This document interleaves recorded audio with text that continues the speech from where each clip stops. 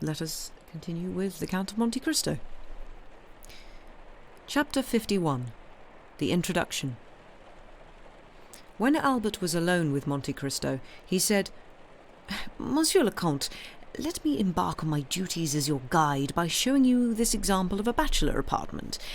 Accustomed as you are to Italian palaces, it will be interesting for you to estimate in how few square feet a young man can live in Paris without being counted among those who are the most poorly housed. As we pass from one room to the next, we shall open the windows to allow you to breathe." Monte Cristo already knew the dining room and the downstairs drawing room. Firstly, Albert conducted him to his attic. This, you will remember, was his favourite room. Monte Cristo was well able to appreciate all the things that Albert had amassed in the room: old chests, Japanese porcelain, oriental cloths, jewels of Venetian glass, and weapons from every country in the world. He was familiar with all these things, and needed only a glance to recognize century, country, and provenance. Morcerf imagined that he would do the explaining, but, on the contrary, under the Count's guidance, he found himself taking lessons in archaeology, mineralogy, and natural history. They came back down to the first floor, and Albert showed his guest into the drawing-room. The walls here were hung with modern paintings. There were landscapes by Dupré, with long reeds, slender trees, lowing cows, and wonderful skies. There were Arab riders by Delacroix, dressed in flowing white burnous, with shining belts and damascened weapons, whose horses were biting their own flanks in fury while the riders rent one another with iron maces. There were watercolours by Boulanger, illustrating the whole of Notre-Dame-le-Paris, with the energy that makes the painter the equal of the poet. There were canvases by Diaz, who makes flowers more lovely than flowers, and a sun brighter than the sun. Drawing by Decamps, as highly coloured as those of Salvator Rosa, but more poetic. Pastels by Giraud and Müller, depicting children with angel faces and women with virginal features. Pages torn from Dosat's sketchbook of his journeys to the East, drawn in a few seconds on the saddle of a camel or beneath the dome of a mosque. In short, everything that modern art can offer in exchange and compensation for the art lost and vanished with earlier centuries. Here, at least, Albert expected to show the stranger something new, but, to his great astonishment, the Count, without even having to look for the signature, some of those in any case only took the form of initials, instantly put the name of each artist on his work, so that it was easy to see that not only was each of these names already known to him, but that he had also studied and judged each of these talented artists. From the drawing-room they went into the bedroom. This was at the same time a model of elegance and austere in its taste. Only one portrait here, but by Leopold Robert, magnificent in its burnished gold frame. The portrait at once attracted the Count of Monte Cristo's attention, because he took 3 rapid paces across the room and stopped in front of it. It showed a young woman of 25 or 26, dark in colouring, her burning eyes veiled beneath languorous lids. She was wearing the picturesque costume of a Catalan fisherwoman, with a red and black bodice, and her hair held back with gold pins. She was looking at the sea, so that her elegant figure was outlined against the 2 blues of the sky and the waves. Had it not been dark in the room, Albert would have observed the livid pallor that spread across the Count's cheeks, and noticed the nervous tremor that shook his shoulders and his chest. There was a moment's silence, in which Monte Cristo remained with his eyes unwaveringly fixed on the painting. "You have a beautiful mistress there, Vicomte," he said in a perfectly calm voice. "And this costume, no doubt intended for the ball, suits her astonishingly well." "Ah, Monsieur," Albert said, I should not forgive you this mistake if you had seen any other portrait beside this one. You do not know my mother, monsieur. She is the person in that picture, which she had done 6 or 8 years ago, dressed like this in some imaginary costume, apparently. The resemblance is so good that I feel I can still see my mother as she was in 1830. The Countess had the portrait done for herself while the Count was away. No doubt she intended to give him a pleasant surprise when he returned, but, oddly enough, the portrait displeased my father, and the value of the canvas, which, as you can see, is one of Leopold Robert's excellent works, could not overcome the dislike he had conceived for it. Between ourselves, my dear Count, it is true to say that Monsieur de Morcerf is one of the most conscientious peers in the upper chamber, and a general renowned for his theories, but a very poor connoisseur of art. The same is not true of my mother, who paints remarkably well, and has too much respect for such work to relinquish it altogether, and who gave it to me so that in my house it would be less liable to upset Monsieur de Morcerf. I shall shortly show you his portrait, painted by Gros. Forgive me if I seem to chatter on about domestic matters and my family, but as I shall later have the honour of introducing you to the Count, I am telling you this so that you will know not to praise this portrait in front of him. In any case, it has an unhappy aura. My mother very seldom comes to my house without looking at it, and still less often does she look at it without weeping. The cloud that entered our household with the appearance in it of this painting is the only one that has ever fallen across the Count and Countess, who, though they have been married for more than 20 years, are still as closely united as on the very first day. Monte Cristo glanced rapidly at Albert, as if to discover some hidden meaning behind his words, but it was clear that the young man had spoken with all the candour of his simple heart.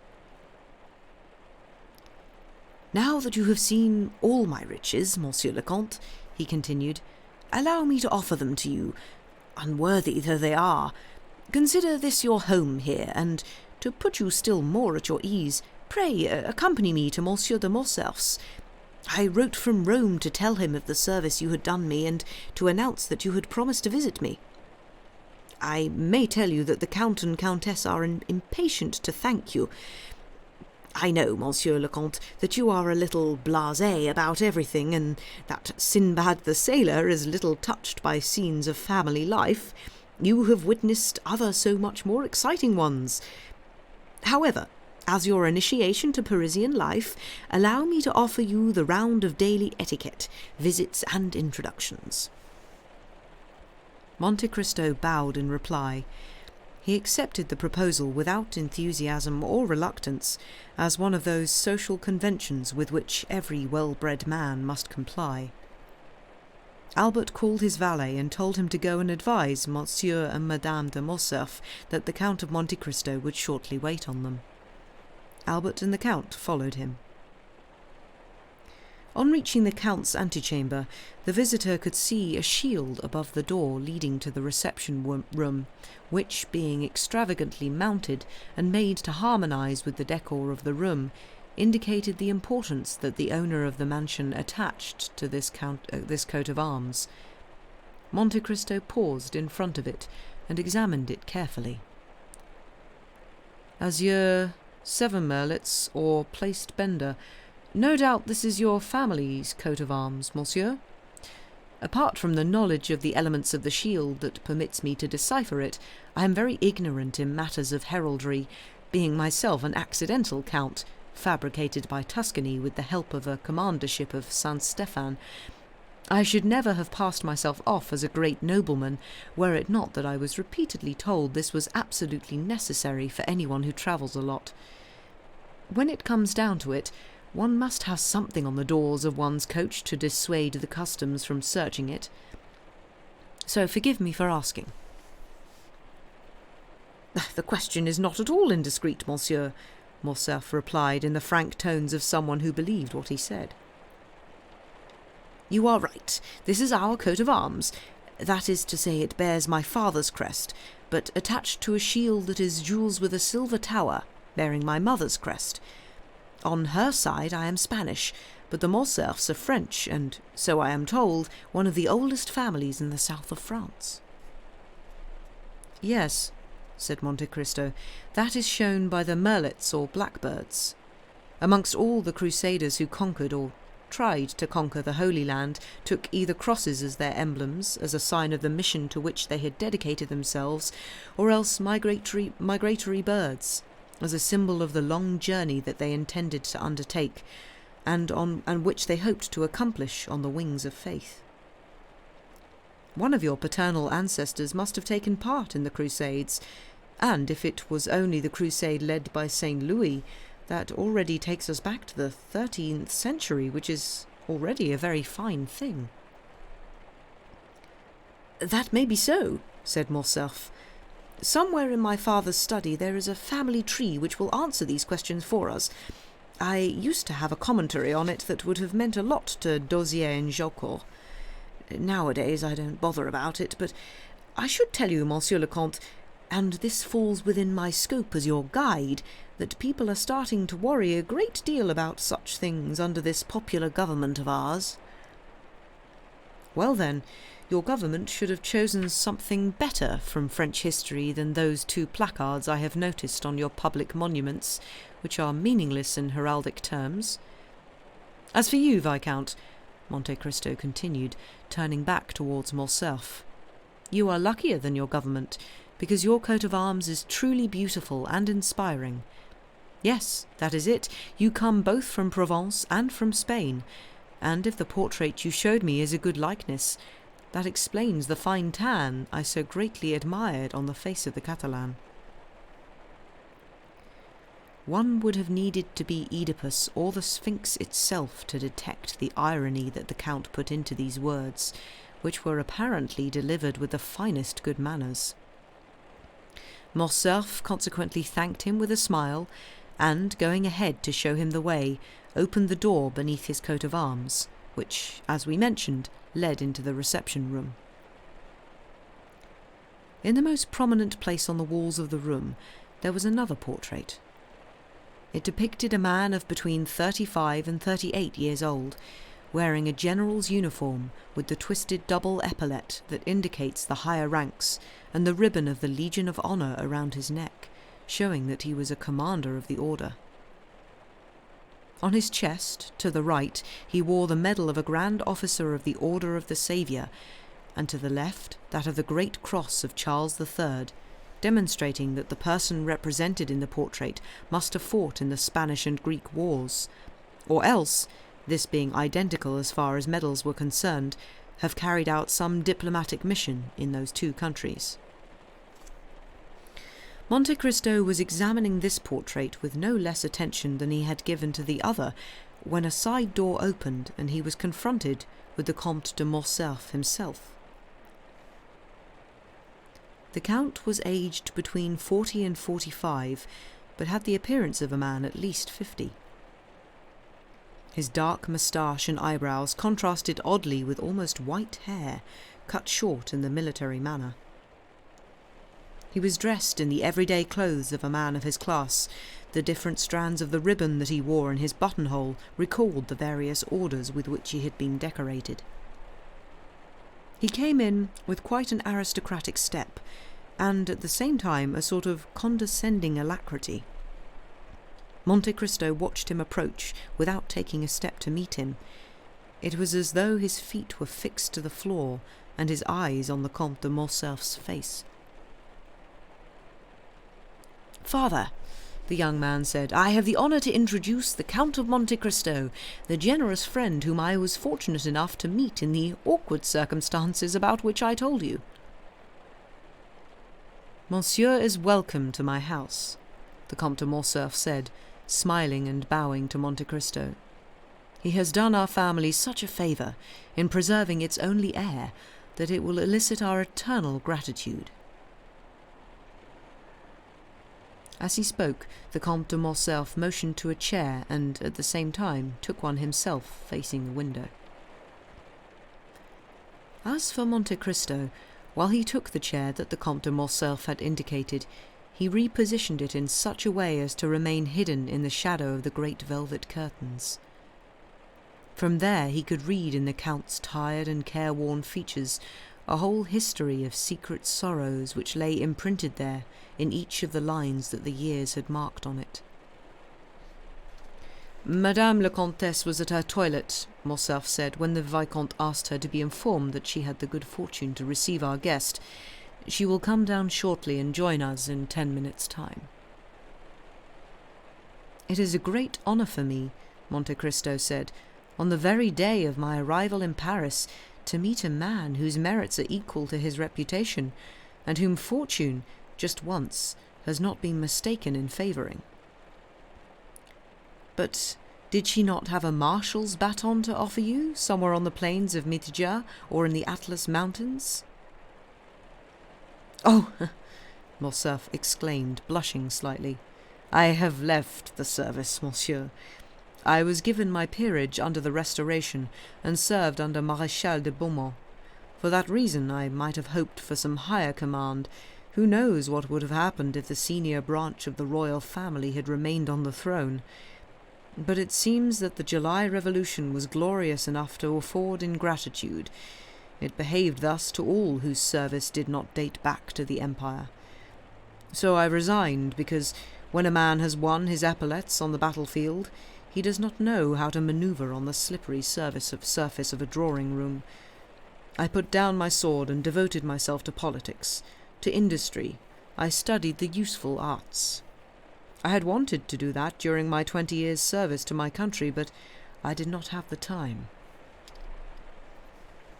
It is things such as these that maintain your people's superiority over others, Monsieur, Monte Cristo replied.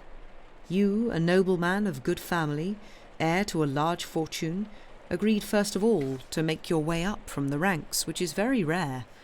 Then, having become a general, a peer of the realm and a commander of the Legion of Honour, you were willing to undertake a second apprenticeship, with no other expectation and no other reward than that of one day being useful to your fellow men.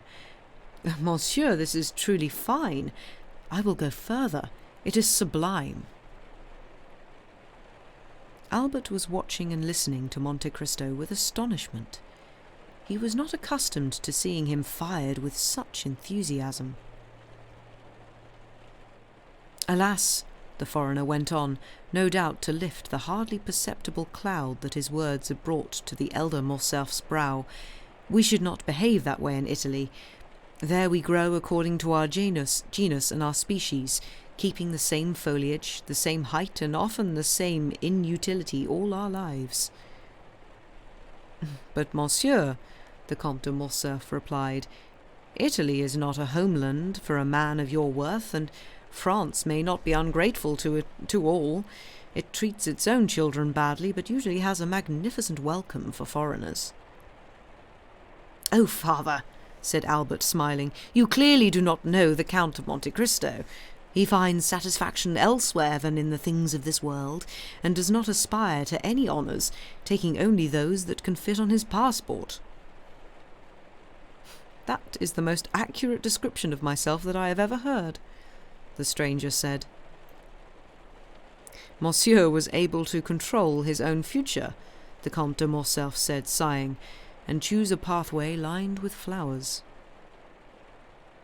Precisely, Monsieur, Monte Cristo retorted, with one of those smiles that no painter could ever catch and a physiologist would despair of analysing. If I had not been afraid of tiring the Count, said the General, clearly charmed by Monte Cristo's manners, I should have taken him to the chamber. Today's sitting will be unusual for anyone who does not know our modern senators. I should be very grateful to you, Monsieur, if you would be good enough to renew the invitation at some later date, but today I have been flattered that I might be introduced to the Countess, so I shall wait. Here is my mother, the Vicomte exclaimed. Monte Cristo, urgently swivelling on his seat, saw Madame de Morcerf at the entrance to the room, in the threshold of the door opposite the one by which her husband had entered. Pale and motionless, she let her arm fall when Monte Cristo turned around from the gilt door-frame on which, for some unknown reason, she had rested it. She had been there for some minutes, hearing the last words that the southern visitor had spoken.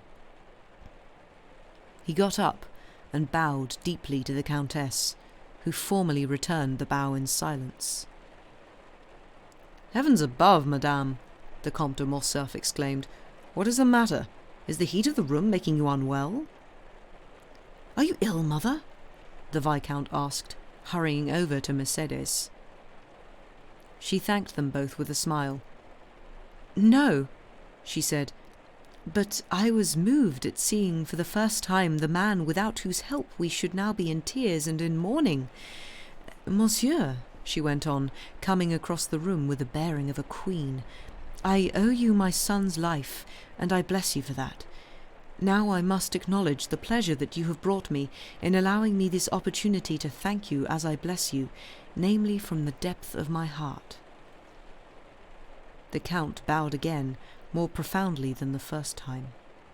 He was even paler than Mercedes. "Madame," he said, "Monsieur le Comte and you are too generous in rewarding me for a very simple action. To save a man's life, to spare a father's torment, and to protect a mother's feelings is not a good deed, it is an act of mere humanity." Madame de Morcerf answered these words, which had been spoken with exquisite gentleness and good manners, in tones of profound feeling. "Monsieur, my son is very fortunate to have you as a friend, and I thank God that he has brought this to pass." And Mercedes raised her lovely eyes to heaven with such infinite gratitude that the Count thought he could detect a tear rising in each of them. Monsieur de Morcerf went across to her. "Madame," he said, "I have already made my excuses to the Count for being obliged to leave him. I beg you to repeat them. The sitting began at 2:00. It is now 3. I must leave." "Very well, monsieur. I shall try to make our guest overlook your absence," the Countess said in the same feeling voice. Then, turning to Monte Cristo, "Monsieur le Comte, will you do us the honour of spending the rest of the day with us?" "Thank you, madame. Believe me, I could not be more grateful for your invitation, but I stepped off this morning at your door from my travelling carriage. I have no idea how I am to be lodged in Paris. Indeed, I hardly know where. I realize that this is a small cause of anxiety, but an appreciable one nonetheless." "At least you will promise that we shall have the pleasure some other time?" asked the Countess. Monte Cristo bowed without replying, but the gesture could be taken for one of assent. "In that case, I shall not detain you, monsieur, for I should not wish my gratitude to obtrude on your time or to importune you." "My dear Count," said Albert, "I should like, if you will permit me, to return the favour that you did us in Rome, and put my coupé at your disposal until you have had time to arrange a suitable conveyance for yourself." "Thank you 1,000 times, Vicomte. You are most considerate, but I presume that Monsieur Bertuccio has been making good use of the 4.5 hours that I have accorded him, and that I shall find a fully harnessed coach waiting at the door." Albert was used to the Count's ways, and knew that, like Nero, he was in pursuit of the impossible, so nothing surprised him. However, he wanted to judge for himself how well the Count's order had been obeyed, so he accompanied him to the door of the house. Monte Cristo had guessed right. No sooner did he appear in the Comte de Morcerf's anteroom than a footman, the same who in Rome had brought the 2 young men the Count's card and announced that he would visit them, rushed out through the colonnade, so that when the illustrious traveller reached the steps, he found his carriage waiting. It was a coupé from the Keller workshops, harnessed to a team for which, as every dandy in Paris knew, Drake had only the day before refused 18,000 francs. "Monsieur," the Count said to Albert, "I will not invite... Monsieur," the Count said to Albert, "I will not invite you to accompany me, because I could only show you improvised lodgings, and As you know, I have my reputation to keep up where improvisation is concerned. Grant me a day, and then let me invite you. I shall be more certain that I am not breaching the laws of hospitality." "If you are asking me for a day, Monsieur Lecomte, then I feel certain that it'll not be a house that you show me, but a palace. There is no doubt about it. You have some genie at your command." Please, put it around," said the Count, with one foot on the velvet-covered steps of his magnificent carriage. "It will do me no harm with the ladies." At this he leapt into his coach, slamming the door behind him, and set off at a gallop, though not so fast that he failed to notice the barely perceptible movement of the curtains in the drawing-room where he had left Madame de Morcerf. When Albert rejoined his mother indoors, he found her in the boudoir, slumped in a large velvet armchair. The whole room was deep in shadow, concealing everything except the highlights sparkling in some oriental vase or the corner of a gilded picture frame. Albert could not see the Countess's face, which was hidden by a cloud of gauze that she had wrapped round her head like a halo of vapour, but he thought that her voice sounded odd, and, above the scent of rose and heliotrope rising from the bowl of flowers, he could distinguish the sharp and bitter smell of sal volatile.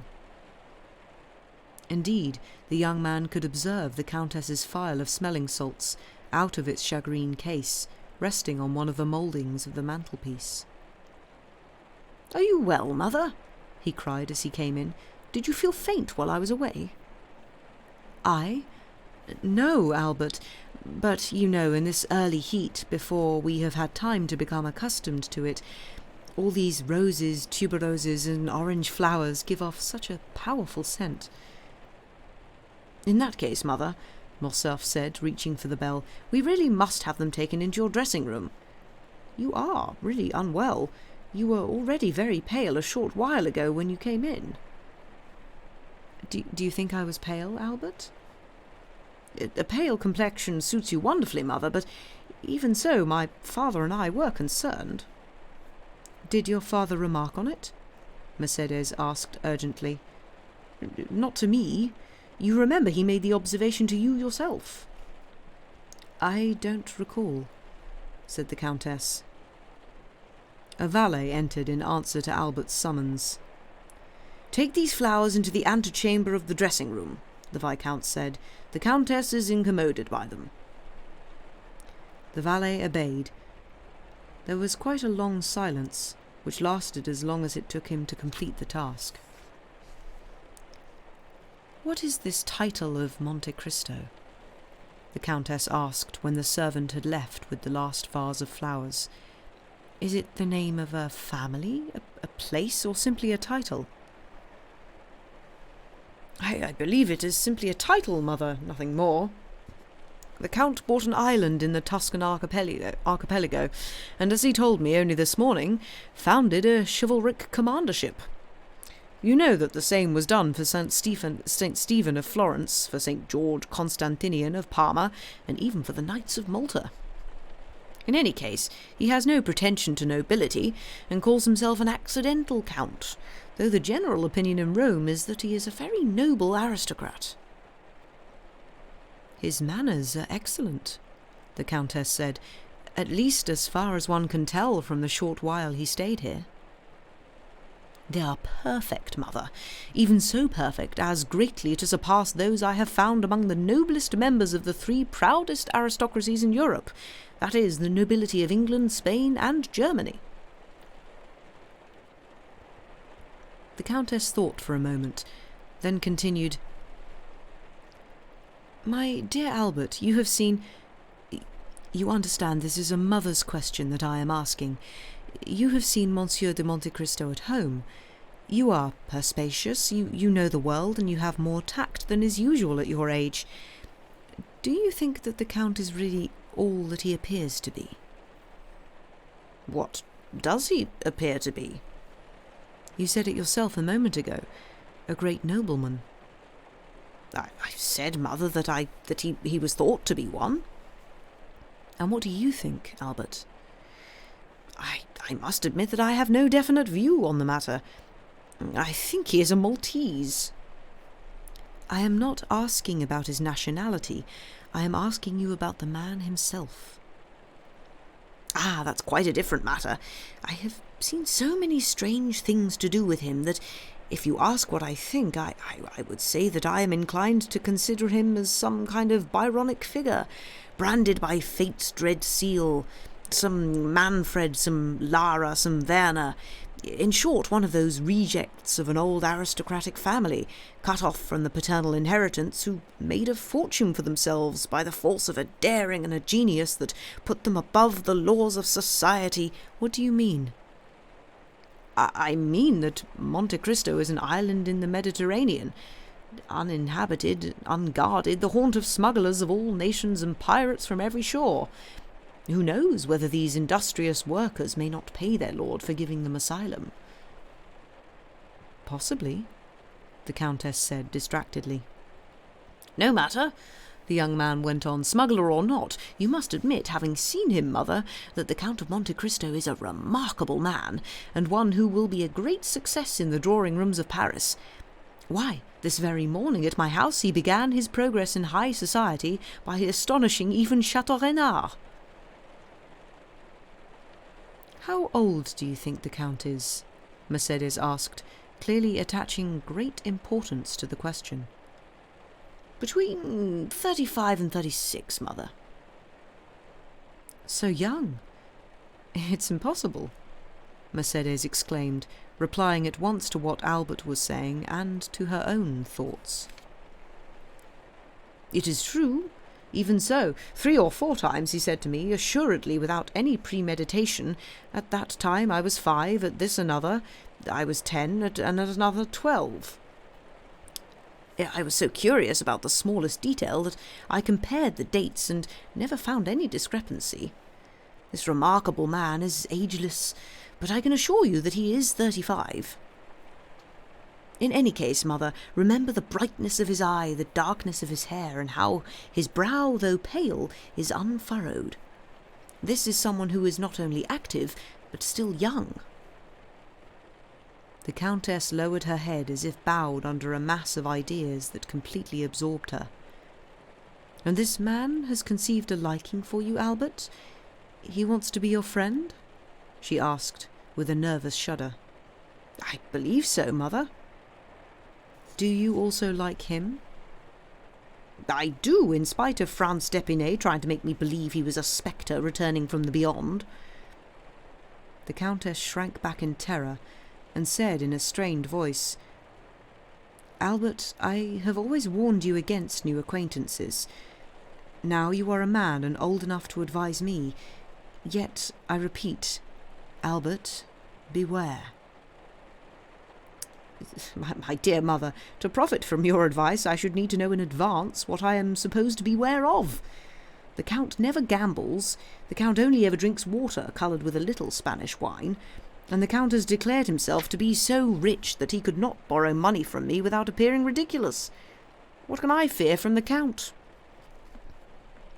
You are right, his mother said. My anxiety is foolish, especially when directed towards the man who saved your life. By the way, Albert, did your father receive him suitably? It is important for us to be more than polite with the Count. Monsieur de Morcerf is sometimes so busy and his work preoccupies him so that he may involuntarily have... Father was perfect, mother, Albert interrupted. I would go further. He seemed greatly flattered by 2 or 3 very subtle compliments that the Count made, as finely turned and surely aimed as if he had known him for the past 30 years. Each of these eulogistic little darts must have flattered my father so much, he added with a laugh, that they separated the best friends in the world, and Monsieur de Morcerf even wanted to take him to the house so that he could listen to his speech. The Countess said nothing. She was absorbed in such a profound reverie that her eyes gradually closed.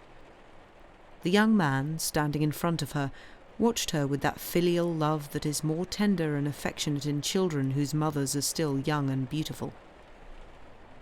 Then, after seeing her eyes close, he listened for a moment to her breathing, sweetly still, and then, thinking her asleep, tiptoed away, cautiously opening the door of the room where he had left her. "Damn the man," he muttered, shaking his head. "I predicted to him in Rome that he would be a sensation in Parisian society. Now I can measure his effect on an infallible thermometer. My mother remarked on him, so he must indeed be remarkable." He went down to his stables, harbouring a secret feeling of pique at the fact that, without thinking, the Count of Monte Cristo had obtained a team of horses that would outshine his bays in the eyes of any connoisseur. "Men," he said, "are most certainly not equal. I must get my father to expound this theory in the upper house."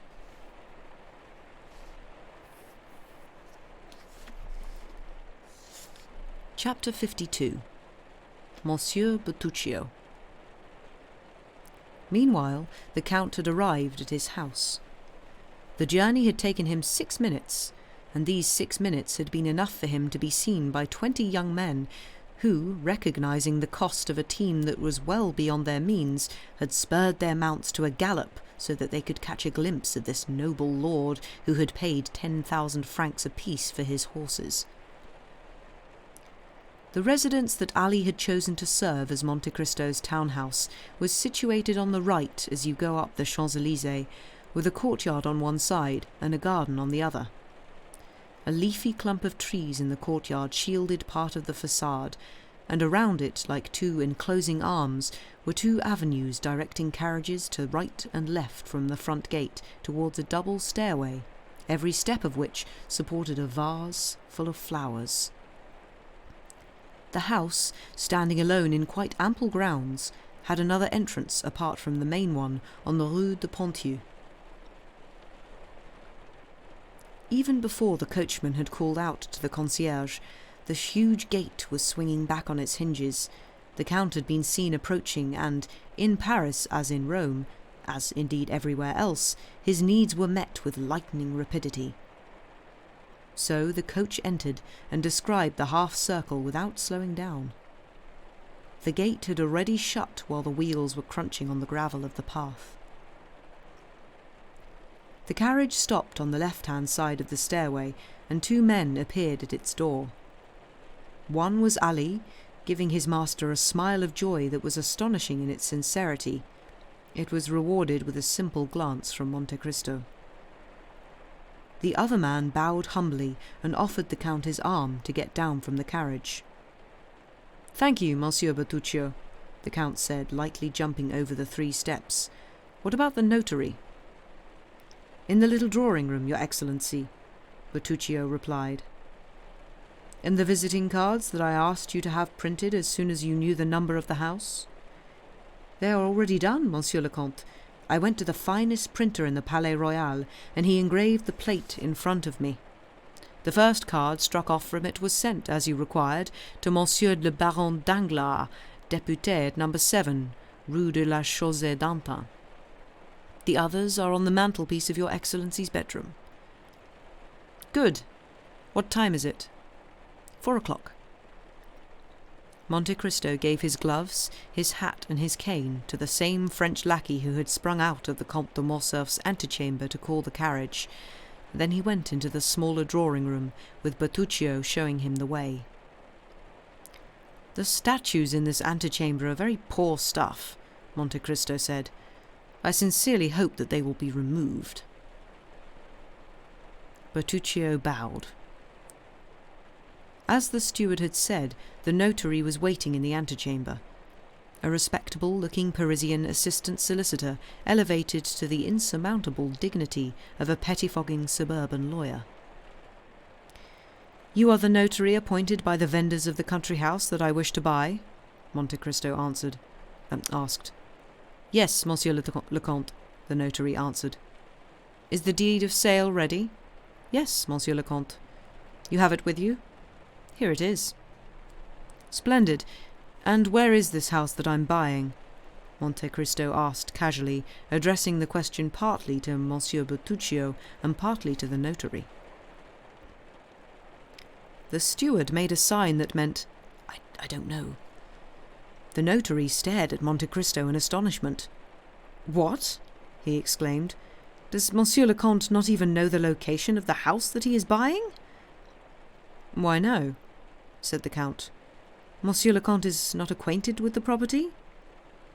"How on earth could I be? I arrived from Cadiz this morning. I have never been to Paris. This is the first time that I have even set foot in France." "That is a different matter," the notary replied. "The house that Monsieur le Comte is buying is located in Atoyl." On hearing this, Bertuccio went pale. "And where is this Atoyl of yours?" Monte Cristo asked. "No distance at all, Monsieur le Comte. A little beyond Passy, charmingly situated in the middle of the Bois de Boulogne." "So close," Monte Cristo said. "But this is not the country. The devil take it! How did you manage to choose me a house on the outskirts of Paris, Monsieur Bertuccio?"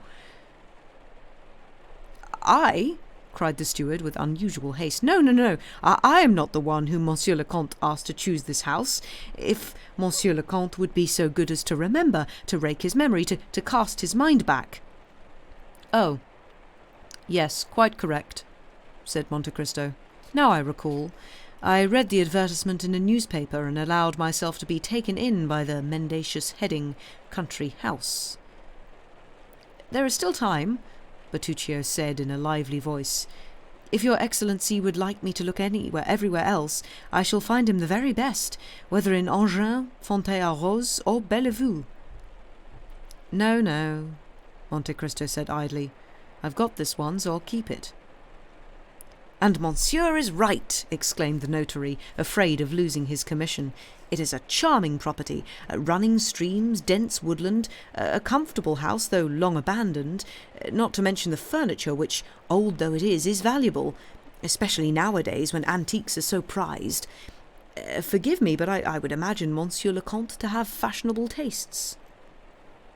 "Carry on," said Monte Cristo. "So it's acceptable, then?" "Oh, Monsieur, much more than that. It's magnificent." "Let us not pass up such a bargain, then," said Monte Cristo. "Notary, the contract of sale." He signed quickly, after glancing at the point on the deed where the position of the house and the names of the owners were marked. "Bertuccio," he said, "give this gentleman 55,000 francs. The steward went out with faltering steps, and returned with a sheaf of notes, which the notary counted out like a man who is used to receiving his money only after due legal process. "Now," said the Count, "have all the formalities been completed?" "Every one, Monsieur le Comte." "Do you have the keys?" "They are held by the concierge who is looking after the house. Here is the order that I have made out to him, requiring him to show Monsieur into his property." "Very good," said Monte Cristo, nodding to the notary in a way that meant, "I have no further need of you. Go." "But, Monsieur le Comte," said the honest pen-pusher, "I think Monsieur le Comte has made a mistake. It was only 50,000 francs in toto." "And your fee?" "Included in that amount, Monsieur le Comte." "But did you not come here from Atoyl?" "Yes, indeed." "Well, you must be paid for your trouble," said the Count, dismissing him with a gesture. The notary backed out of the room, bowing to the floor. This was the first time since obtaining his articles that he had ever met such a client. "Show this gentleman out," the Count said to Bertuccio, who followed the notary out. No sooner was the Count alone than he took out of his pocket a locked wallet and opened it with a little key that he kept always around his neck and which never left him. He looked for a moment, then stopped at a page containing some notes, compared the notes with the deed of sale lying on the table, and, searching his memory, said, "That's it, Atoyl, number 28, Rue de la Fontaine. Now, am I relying on a confession extracted by religious terror or physical fear? In any event, I shall know all in an hour's time. Bertuccio," He banged on the table with a sort of little hammer with a folding handle that gave a high-pitched, resonant sound, like a tom-tom. "Bertuccio?" The steward appeared in the doorway. "Monsieur Bertuccio," said the Count, "didn't you once tell me that you had travelled in France?" "In some parts of France, yes, Excellency." "So you doubtless know the country around Paris?" No, Excellency, no," the steward replied with a sort of nervous stammer which Monte Cristo, a specialist in the matter of human emotions, rightly attributed to extreme anxiety. "It is annoying," he said, "this fact that you haven't explored the district around Paris, because I wish to go and see my new property this very evening, and you would no doubt have been able to accompany me and give me some useful information." "To Atoyl?" Bertuccio cried, his bronzed features becoming almost livid. "Me? To Atoyl?" "What is it? What is so astonishing about you going to Atoyl, may I ask? When I am living there, you will have to come, since you are part of my household." Bertuccio lowered his eyes before his master's imperious gaze and remained silent and motionless. "Well, I never. What's wrong with you? Do you want me to ring again for my carriage?" Monte Cristo said in the tone of voice adopted by Louis XIV to speak the celebrated words, "I was almost made to wait." Bertuccio went in a flash from the little drawing-room to the antechamber and called out in a hoarse voice, "Prepare His Excellency's carriage!" Monte Cristo wrote 2 or 3 letters. As he was coming to the end of the last of them, the steward reappeared. "Your Excellency's carriage is at the door," he said. "Well then, get your hat and gloves," said the Count. "Am I to accompany Monsieur le Comte?" Bertuccio cried. "Of course. You must give your orders, for I intend to live in this house." It was unheard of to question one of the Count's commands, so the steward followed his master, unprotesting. The latter got into the carriage and motioned to him to do likewise. The steward sat, respectfully, on the front seat. Chapter 53. The House at Atoyl. Monte Cristo noticed that, as he came down the steps, Bertuccio crossed himself in the manner of the Corsicans, who make a cross in the air with their thumbs, and that when he took his place in the carriage, he muttered a short prayer under his breath. A less curious man would have taken pity on the worthy steward in view of the extreme reluctance he had shown to the idea of a drive extra muros with the Count, but it appeared that the man was too keen to discover the reason why for him to excuse Bertuccio their little journey. In 20 minutes they had reached Atoyl. The steward's anxiety had increased steadily. As they entered the village, Bertuccio, slumped in a corner of the carriage, began to study each of the houses that they passed with feverish attention. "Tell them to stop at number 28 Rue de la Fontaine," the Count said, staring pitilessly at his steward while giving him this order. A sweat broke out on Bertuccio's face, but he obeyed, and leaning out of the carriage, called to the coachman, "Rue de la Fontaine, number 28. Number 28 was at the far end of the village. As they travelled, night had fallen, or rather a black cloud heavy with electricity gave the premature darkness the appearance and the solemnity of a dramatic event. The carriage stopped, and the footman leapt down to open the door. "Well now, Monsieur Bertuccio," said the Count, "won't you get down? Do you intend to stay in the carriage, then? What the devil is up with you this evening?" Bertuccio hastened to the door and offered the Count his shoulder. This time he put his weight on it and took the 3 steps out of the carriage one by one.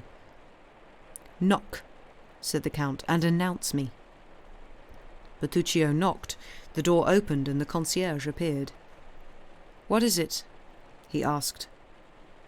"Your new master, my good man," said the footman, handing the concierge the letter of recommendation from the notary. "Is the house sold, then?" asked the concierge. And is this the gentleman who will live here?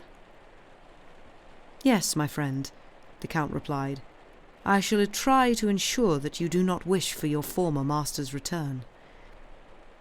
Oh, Monsieur, said the concierge, I shan't miss him a lot because we see him rarely enough. He has not been here for 5 years, and I think he was right to sell a house that brought him nothing. What was your former master's name? Monte Cristo asked. The Marquis de Saint-Méran. He didn't sell the house for what it cost him, I'll be bound. The Marquis de Saint-Méran, Monte Cristo repeated. Now I feel sure that I do know that name. Marquis de Saint-Méran. He appeared to be searching his memory. An old gentleman, the concierge went on, a loyal subject of the Bourbons. He had an only daughter whom he married to Monsieur de Villefort, who was the king's prosecutor in Nîmes and later in Versailles. Monte Cristo glanced at Bertuccio to find him whiter than the wall against which he had leant to prevent himself falling. "And the daughter died, didn't she?" Monte Cristo asked. "I thought I heard something of the sort." "Yes, monsieur, 21 years ago, since when we have not seen the poor dear Marquis more than 3 times. Thank you, said Monte Cristo, judging from his steward's prostrate appearance that he could not stretch that cord any tighter without breaking it. "Thank you, my good man. Give us some light." "Does monsieur want me to come with him?" "Don't bother. Bertuccio will light my way." Monte Cristo accompanied these words with the gift of 2 gold pieces, which gave rise to an explosion of blessings and sighs. "Oh, monsieur," said the concierge, after looking in vain on the mantelpiece and the surrounds, "I'm afraid I have no candles here." "Take one of the lanterns from the carriage, Bertuccio, and show me the house," said the Count. The steward obeyed without a murmur, but it was easy to see, from the trembling of the hand which held the lantern, how much it cost him to obey. They entered a large ground floor consisting of a drawing-room, a bathroom and 2 bedrooms. Through one of the bedrooms you could reach a spiral staircase which led down to the garden. "Ah, here's a stairway to the outside," said the Count. "How convenient. Give me some light, Monsieur Bertuccio. Lead the way, and let's see where this staircase will take us." "Monsieur," said Bertuccio, "it goes to the garden." "How do you know that, if you please?" I mean that is where it must go." "Very well, let's find out." Bertuccio sighed and led the way. The staircase did indeed take them into the garden. The steward stopped at the outer door. "Carry on, Monsieur Bertuccio," said the Count. But the man to whom this injunction was addressed was dumbstruck, stupefied, crushed. His haggard eyes searched around him as if hunting for the traces of some awful event, and his clenched fists seemed to be warding off some frightful memory from the past. "Well?" the Count insisted. "No, no!" Bertuccio cried, reaching out to the inside wall. "No, monsieur, I will not go further. I cannot." "What does this mean?" Monte Cristo's implacable voice demanded. But surely, monsieur, surely you can understand," cried the steward. "It isn't natural. It's not natural that when you are to buy a house in Paris, you should choose to buy one in Atoyl, and that the one you buy in Atoyl should be number 28 Rue de la Fontaine. Oh, why didn't I tell you everything before we set out, sire? You would surely not have insisted that I come. I hoped that Monsieur le Comte's house would be any house other than this one. As if there was no house in Atoyl except the house of the murder." "Ah, now," Monte Cristo said, stopping short. "That is an ugly word you have just spoken." "By all the devils! Irredeemable Corsican, full of mystery and superstition. Come now, take the lantern and let's have a look at the garden. You will not be afraid while you are with me, I hope." Bertuccio obediently picked up the lantern. When they opened the door, It was to reveal a one sky in which the moon struggled in vain to hold its own against a sea of clouds which poured dark waves across it, waves which it lit for a moment before they raced on, still darker than before, to lose themselves in the depths of infinity. The steward tried to make off towards the left. "No, no, monsieur," said Monte Cristo. "What is the point of following the paths? We have a fine lawn here. Let's go straight ahead." Bertuccio wiped the sweat from his brow, but he obeyed, while still veering towards the left. Monte Cristo, on the contrary, made for the right. Reaching a group of trees, he stopped. The steward could contain himself no longer. "Come away, monsieur," he cried. "Come away, I beg you. You are on the very spot." "What spot is that?" "The spot where he fell." "My dear Monsieur Bertuccio," said Monte Cristo, laughing, "take a hold of yourself, I pray you. We are not in Sartène or Côte. This is not your Corsican bush, but a garden, in the English fashion, poorly enough kept, I grant you, but not to be insulted for all that." "Monsieur, don't stay there. I beg you, don't stay there." "I think you are going mad, Monsieur Bertuccio," the Count said coldly. "If that is the case, please inform me, and I shall have you confined to some lunatic asylum before any harm is done." "Alas, Excellency," said Bertuccio, shaking his head and clasping his hands in an attitude that would have made the Count laugh if he had not been seized by more urgent thoughts at that moment, which made him acutely responsive to the slightest movement of the timorous soul. "Alas, Excellency, the harm is already done." "Monsieur Bertuccio," the Count said, "I am pleased to tell you that amid your gesticulations you are twisting your arms and rolling your eyes like a man possessed of a devil which is unwilling to depart from his body. Now, I have always observed that the devil which is least inclined to leave its post is a secret. I knew you to be a Corsican, I knew you to be sombre, and I knew that you were always mulling over some old tale of a vendetta, and in Italy I forgave you that, because in Italy such things are acceptable. However, in France people usually consider murder to be in very poor taste. There are gendarmes to look after it, judges to condemn it, and scaffolds to avenge it." Bertuccio clasped his hands, and since, while he was performing these various movements, he kept hold of the lantern, the light fell on his stricken face. Monte Cristo examined it with the same eye as he had turned in Rome on the execution of Andrea. Then, in a voice that sent a new shudder through the whole of the steward's frame, he said, "So, Abbé Busoni lied to me then, after his journey to France in 1829, when he sent you to me with a letter of recommendation in which he assured me of your exceptional qualities. Well, I must write to the abbé. I hold him responsible for his protégé, and he will no doubt tell me what all this business of murder is about.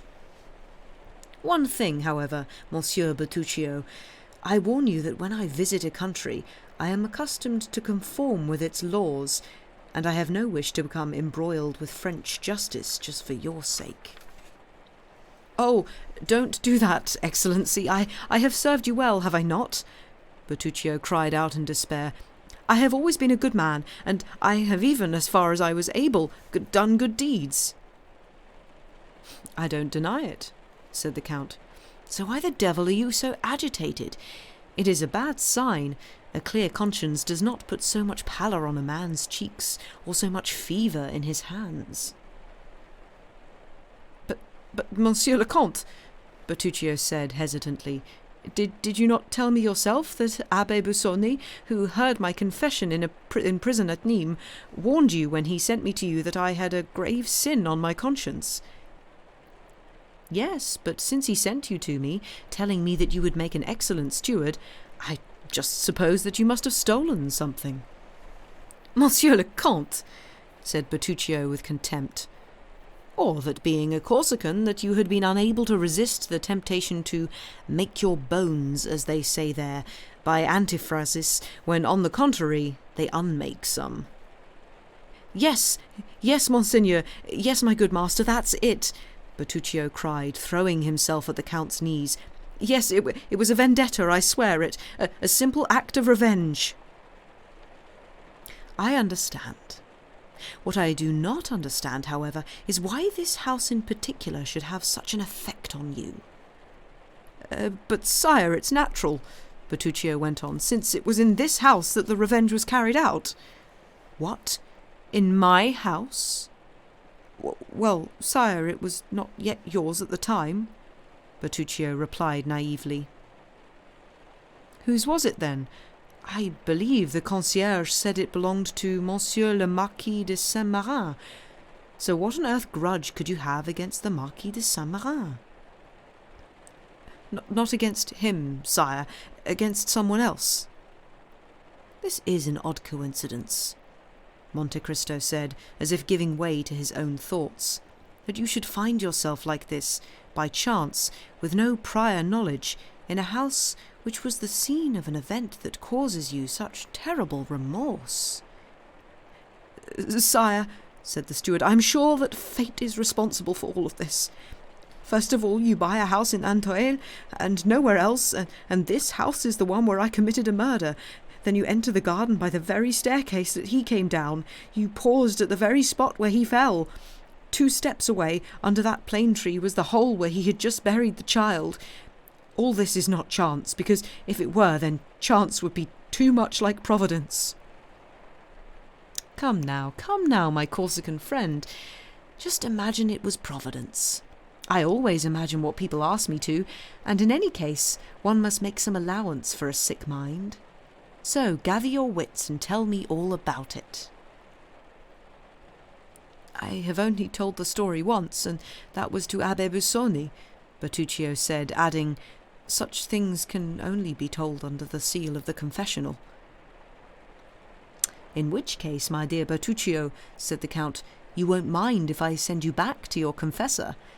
You will become a Carthusian or a Benedictine, and chat about your secrets. However, it makes me anxious having a guest who is terrified by such ghosts. I don't like it when my people dare not walk around my garden at night. Then, I must admit to you, I should not be delighted by a visit from some police commissioner, because, mark this well, Monsieur Bertuccio, in Italy one only pays justice to keep quiet, while in France, on the contrary, one pays it when it speaks. Damn, I did think you a bit of a Corsican, a good deal of a smuggler, and a very able steward, but I see that you have other strings to your bow. You are no longer one of my men, Monsieur Bertuccio. Oh, Monseigneur, Monseigneur, the steward cried, stricken with terror at this threat. If that is the only thing that prevents me from remaining in your service, I shall speak. I shall tell all. Then, if I leave you, it will be to walk to the scaffold. That's a different matter, said Monte Cristo. But if you are thinking of lying to me, consider this. It would be better for you to say nothing at all. No, monsieur, I swear on my immortal soul I shall tell you everything. Even Abbe Busoni only knew part of my secret. But first, I pray you, let us come away from this place. Why, the moon is about to come out from behind that cloud, and there, standing as you are, wrapped in that cloak which hides your figure from me and looks like Monsieur de Villefort— What? Monte Cristo exclaimed. Is it Monsieur de Villefort? Does your Excellency know him? The former royal prosecutor in Nîmes? Yes. Who married the daughter of the Marquis de Saint-Marin? Yes. And whose reputation at the bar was that of the most honest, the strictest, and the most inflexible judge. Well, Monsieur, Bertuccio cried, that man, with his unblemished reputation— Yes? He is a villain. Pah, said Monte Cristo, impossible. Yet it is true. Really? Said Monte Cristo. Do you have proof of this? I did have it. And you have lost it, you oaf. Yes, but if we look carefully, we can find it. Can we indeed? Said the Count. Well then, tell me about it, Monsieur Bertuccio, because I am starting to become seriously interested in what you say. And the Count, humming a little tune from Lucia, went and sat on a bench, while Bertuccio followed, collecting his memories and his thoughts. He remained standing in front of the Count. And I think there we shall take a break. Yes, apologies for the buffering. My internet, I guess, is just being a bit rubbish, which is a shame. So hopefully after the break it'll sort itself out. That's the hope, anyway.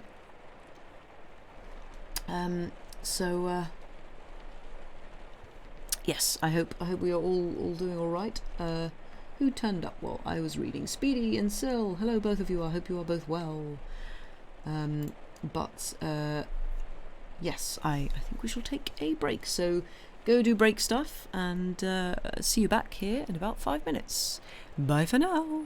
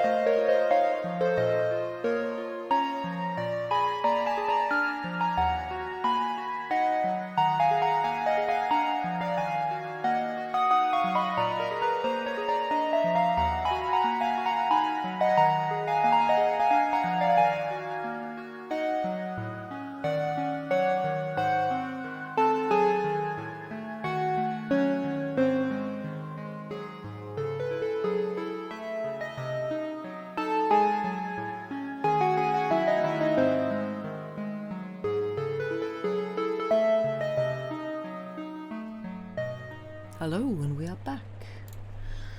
Hopefully with better internet, we shall see.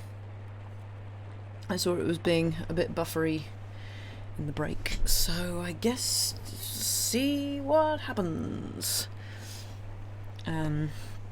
Yeah, sorry about the internet being a bit pants, but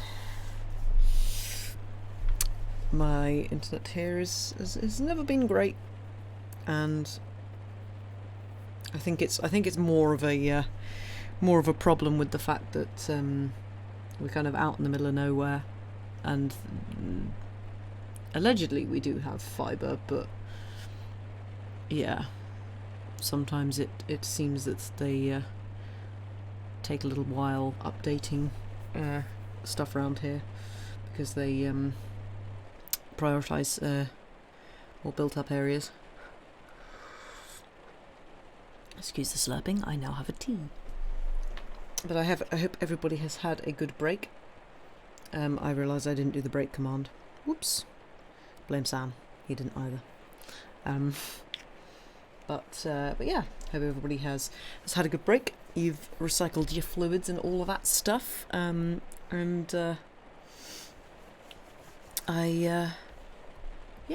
hope we're all doing well. And I think we have one more chapter to do tonight, which is a slightly longer one. So this might go over the 2 hours. We shall have to see. It's, yeah, where does it end? Let's have a look. Yeah, it's a fair few pages. But yeah, we'll see how we go. And I've just seen that the internet has gone red again. I hope the buffering isn't actually like making it unwatchable. I'm really sorry if so. I mean, the VOD should be fine for people. So if you want an uninterrupted experience, the VOD should be fine. And yeah, like the VOD's on YouTube as well. But yeah, for now, let us continue. Let's see what this is all about. Chapter 54. The Vendetta. Where would Monsieur Lacontes like me to begin? Bertuccio asked. Wherever you wish, Monte Cristo replied, because I know nothing. But I thought that the Abbé Busoni had told your Excellency... Yes, a few facts, perhaps, but that was 7 or 8 years ago, and I have forgotten. So, not wishing to bore your Excellency, I can safely... Come on, Monsieur Bertuccio. Come, you will be my evening newspaper. It all goes back to 1815. Ah, Monte Cristo exclaimed, a long time ago, 1815. Indeed, Monsieur. However, the smallest detail has remained in my memory as clearly as if it happened yesterday. I had a brother, an elder brother who served the Emperor. He had risen to the rank of lieutenant in a regiment entirely composed of Corsicans. My brother was my only friend. We had been left orphans when I was 5 and he was 18, and he brought me up as though I were his son. In 1814, under the Bourbons, he got married. Then the Emperor came back from Elba. My brother immediately returned to the army, and, after sustaining a slight wound at Waterloo, he retreated with the army beyond the Loire. You are telling me the whole history of the 100 Days, Monsieur Bertuccio, the Count said. It's all over and done with, if I'm not mistaken. Excellency, pray forgive me, but these preliminary details are essential. You promised to be patient. Very well, I did agree. One day we received a letter. I have to tell you that we lived in the little village of Rogliano at the far end of Cap Corse. The letter was from my brother, and informed us that the army had been disbanded, and he was returning home via Châteauroux, Clermont-Ferrand, Le Puy and Nîmes.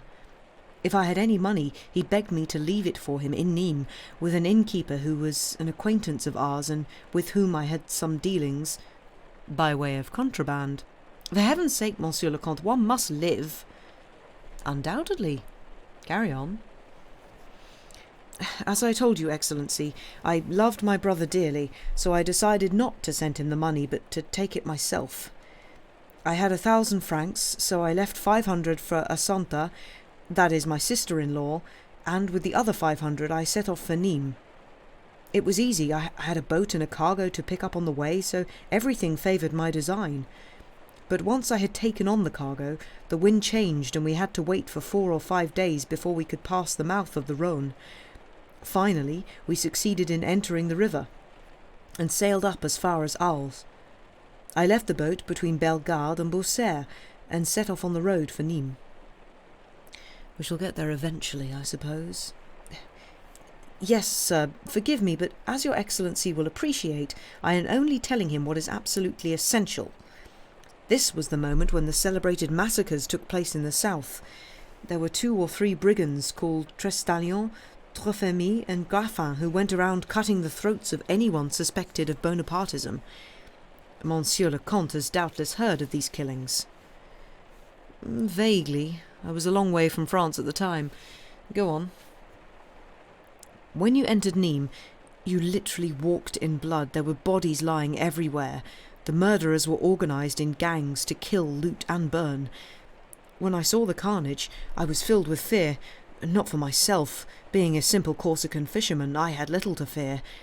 On the contrary, that was a fine time for us smugglers, but I was concerned for my brother, a soldier of the Empire, returning from the army of the Loire with his uniform and his epaulettes. He had every reason to feel afraid. I hastened to the inn. My foreboding was correct. My brother had arrived in Nîmes the day before, and at the very door of the man from whom he had come to beg hospitality, he had been murdered. I made every effort to identify his assassins, but they inspired such fear that no one dared to tell me their names. Then I remembered French justice, which I had heard so much about, and which was reputed to fear nothing, so I went to the king's prosecutor. Whose name was Villefort? Monte Cristo asked casually. Yes, Excellency. He came from Marseille, where he had been a deputy prosecutor and was promoted as a reward for his dedication. It was said that he had been among the first to warn the government of Napoleon's landing on his return from Elba. So you went to see him? Said Monte Cristo. Monsieur, I told him, my brother was murdered yesterday in the streets of Nîmes. I don't know by whom, but it is your responsibility to find out. You administer a law that should avenge those it has been unable to protect. Who was your brother? The prosecutor asked me. A lieutenant in the Corsican battalion. So he was a soldier in the usurper's army, was he? He was a soldier in the French army. Very well, he replied. He lived by the sword and he died by the sword. You are wrong, monsieur. He lived by the sword, but he died by the dagger. And what do you expect me to do about it? The magistrate asked. I have told you, I want his revenge. On whom? On his murderers. How do I know who they are? Have them found. For what purpose?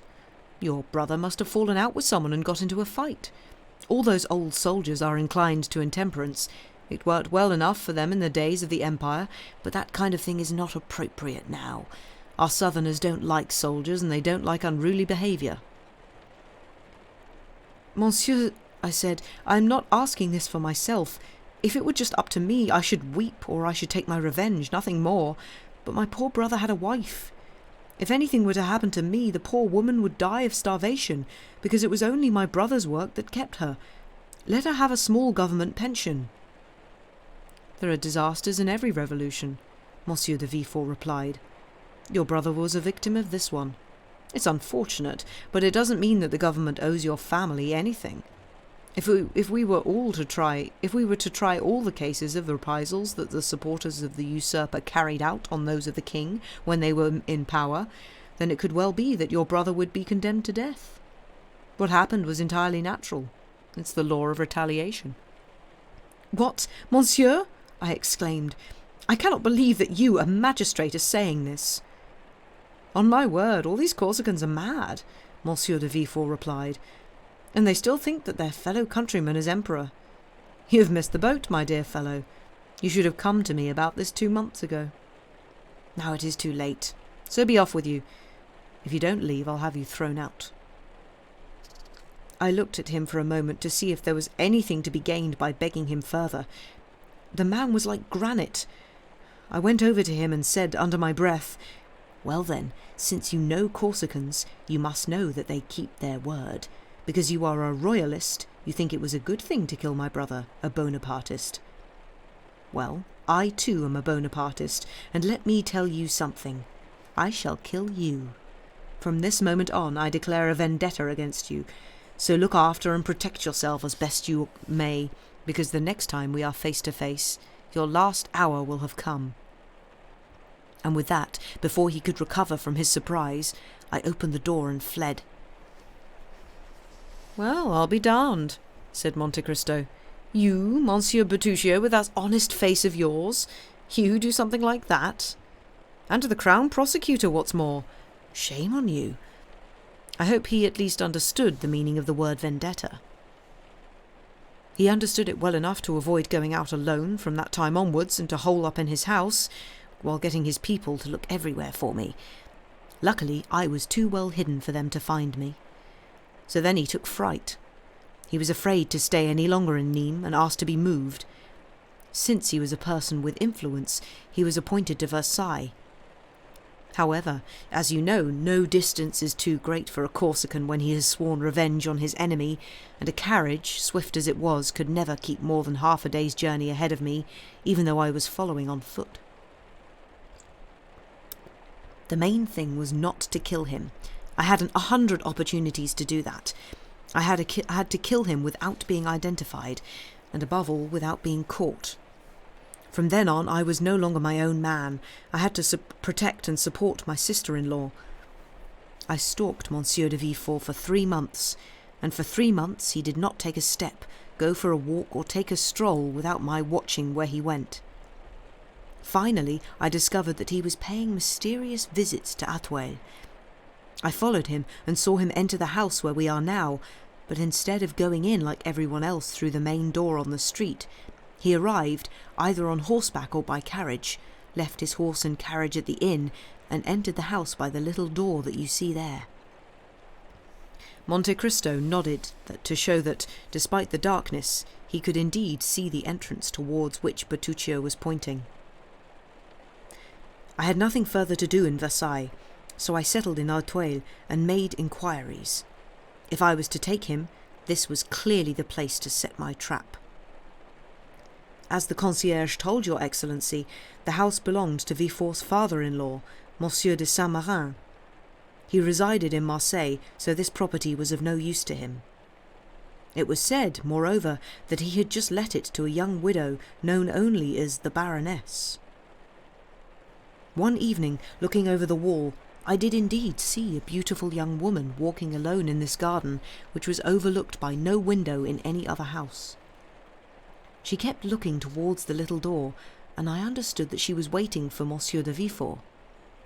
When she was close enough for me to make out her features, despite the darkness, I saw a lovely young woman of 18 or 19, tall and fair-haired. As she was dressed in a simple gown, with no belt around her waist, I could see that she was with child, and even quite far advanced in her pregnancy. A few moments later the little door opened and a man came in. The young woman ran to him as fast as she could.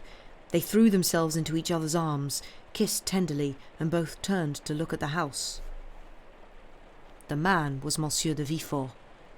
I guessed that, when he came out, especially if he came out at night, he would probably walk the whole length of the garden alone.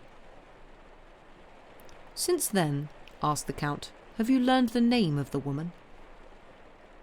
"No, Excellency," Bertuccio replied. "As you will discover, I did not have the time to find out." "Carry on." "That evening," Bertuccio resumed, "I might perhaps have been able to kill the Crown Prosecutor, but I still did not know every nook and cranny in the garden.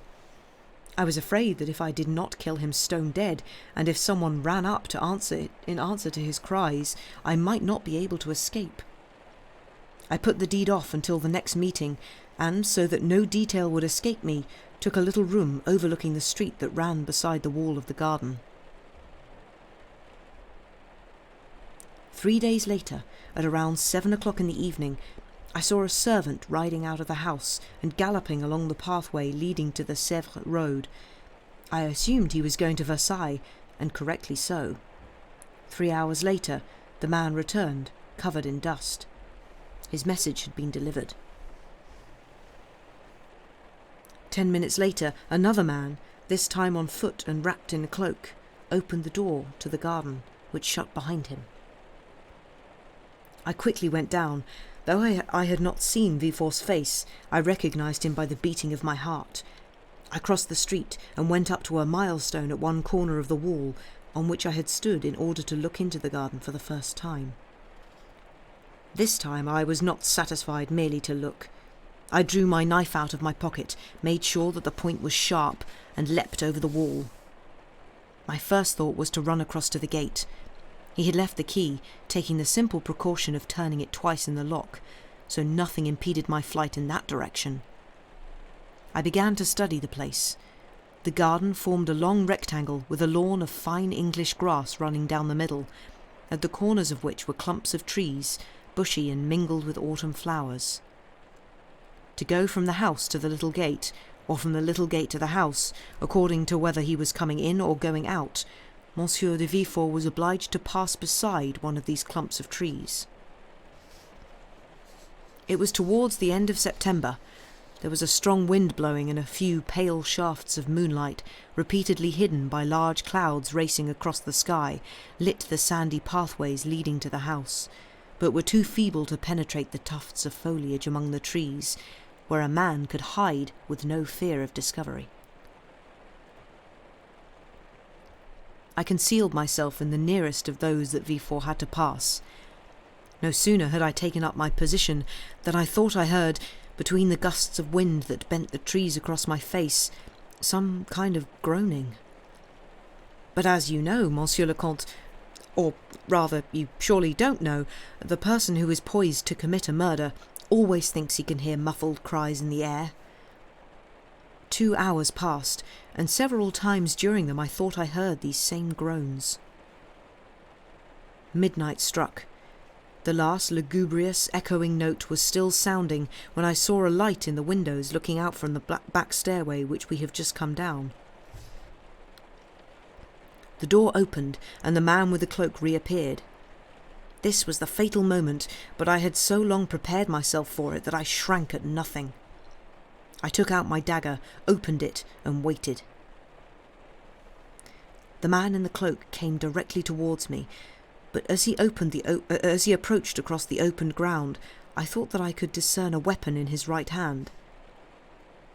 When he was just a few yards away from me, I realized that what I had thought was a weapon was nothing more than a spade. I had still not managed to guess why Monsieur de Villefort should be carrying a spade, when he stopped at the edge of the clump of trees and started to dig a hole in the ground. At this point I noticed that he had something wrapped in his cloak, which he put down on the lawn, so as to leave his hands free. Now, I must confess my hatred was tempered by a dash of curiosity. I wanted to see what Villefort was doing there, so I stayed motionless, holding my breath, and waited.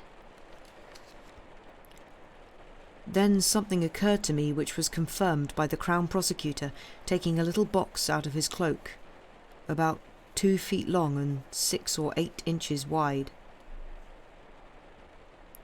I let him place the box in the hole and cover it with earth. Then he stamped on this freshly dug soil to cover the traces of his night's work. At that, I leapt out at him and plunged my dagger into his breast, saying, "I am Giovanni Bertuccio. Your death is for my brother, your treasure for his widow. You can see that my revenge is more perfect than I could have hoped." I do not know if he heard me. I think not, because he fell without a sound. I felt his hot blood flowing out over my hands and spattering my face, but I was drunk, I was delirious. The blood refreshed me instead of burning. It took me a second to dig up the box with the spade. Then, to disguise the fact that it had gone, I filled the hole in again and threw the spade over the wall. I ran out of the gate, turning the key twice in the door from outside and taking it with me. "Fine," said Monte Cristo. It seems you committed a modest little murder, combined with robbery." "No, Excellency," Bertuccio replied. "It was a vendetta, combined with reparation." "It was a decent sum, at least?" "There was no money." "Ah, yes, I remember. You said something about a child." "Precisely, Excellency. I hurried down to the river, sat on the bank, and, eager to know what was in the box, broke the lock with my knife. A newborn baby was wrapped in a child's fine cambric robe. The purple colour of its face and hands showed that it must have succumbed to asphyxiation caused by the umbilical cord wrapped round the neck. However, as it was not yet cold, I felt uneasy about throwing it into the stream by my feet. Then, a moment later, I thought I could feel a faint fluttering near the heart. I unwrapped the cord and, as I used to be an orderly at a hospital in Bastia, I did what a doctor might have done in the circumstances. In other words, I energetically breathed air into its lungs, and, after a quarter of an hour of considerable effort, I saw it start to breathe and heard it give a cry. I also cried out, but with joy. God had not cursed me, I thought, since he has allowed me to give life back to one human being in exchange for the life that I had taken away from another. "So what did you do with this child?" Monte Cristo asked. "It was quite a tiresome burden for a man who had to escape." "That is why I never once considered keeping it. But I knew that there was an orphanage in Paris where they took in such poor creatures. On arriving at the city gates, I claimed to have found the child on the road and asked directions. I had the box which supported my story, and the cambric linen showed that the child belonged to rich parents. The blood which covered me could as well have come from it as anyone else. No one protested. I was shown the way to the orphanage, which was at the far end of the Rue d'Enfer, and, taking the precaution of cutting the sheet in half, so that a piece with one of the 2 letters embroidered on it was still wrapped around the child, I put my bundle down at the gatehouse, rang the bell, and fled as fast as I could. A fortnight later I was back in Rogliano, and I told Assunta, "Sister, dry your tears. Israel is dead, but I have avenged him." She asked me to explain this, and I told her everything that had happened. "Giovanni," she said, "you should have brought the child back. We could have taken the place of its lost parents, and we should have called it Benedetto. God would surely have blessed us as a reward for our good deed." In reply, I simply gave her half of the sheet that I had kept, so that I could reclaim the child if we could ever afford it. "What letters were on the cloth?" Monte Cristo asked. "H and N, surmounted by the ordinary of a baron, Tortilli." "I do believe, heaven help us, that you are using terms from heraldry, Monsieur Bertuccio. Where the devil did you study that science?" "In your service, Monsieur le Comte, where one may learn everything." "Carry on. I am curious to know 2 things." "What are they, Monseigneur?" "What happened to the little boy?" "You did say that it was a little boy, Monsieur Bertuccio?" "No, Excellency, I do not remember saying that." "Ah, I thought you did. I must have been mistaken." "Well, you are not mistaken, because it was indeed a little boy. But your Excellency said that he wished to know 2 things. What is the other one?" "The other one is what crime you were accused of when you asked for a confessor, and Abbé Busoni came to you in the prison at Nîmes in response to this request." "The tale might be quite long, Excellency." "What matter? It is barely 10 o'clock. You know that I am an insomniac, and I suppose you too must have little desire for sleep." Bertuccio bowed and carried on with his story. "Partly to drive away the memories that plagued me, and partly to provide for the poor widow, I returned eagerly to the profession of smuggling, which had been made easier by the relaxation of laws that always follows a revolution. The southern coasts of France, in particular, were badly guarded because of the unending riots that took place, sometimes in Avignon, sometimes in Nîmes, sometimes in Uzès. We took advantage of the sort of truce accorded to us by the government to establish relations on all parts of the coastline. Since my brother's murder in the streets of Nîmes, I had been loath to return there. The outcome was that the innkeeper with whom we used to deal, seeing that we no longer came to him, had decided to come to us and set up a companion to his inn on the road from Bellegarde to Beaucaire, at the sign of the Pont du Gard. Near Aigues-Mortes, in Martigues or in Bouc, we also had a dozen warehouses where we could deposit our goods and where, if the need arose, we could hide out from the customs and the gendarmes. Smuggling is a trade that pays well when carried on with a measure of intelligence and some zeal. As for myself, I lived in the mountains, because I had now a double reason to fear the gendarmes and the customs men, in view of the fact that my arraignment in front of a judge could lead to an inquiry, and every inquiry is an excursion into the past. In my past now they might come across something more serious than smuggled cigars or a few barrels of brandy being dispatched without the proper papers. So, preferring death 1,000 times to arrest, I accomplished astonishing feats, which, more than once, proved to me that our excessive concern with the welfare of our bodies is almost the only obstacle to the success of any of our plans, when these demand rapid decisions and vigorous and determined execution. In reality, once you have made the sacrifice of your life, you are no longer the equal of other men, or rather they are no longer your equal, because whoever has taken such a resolution instantly feels his strength increase 10 times and his outlook vastly extended.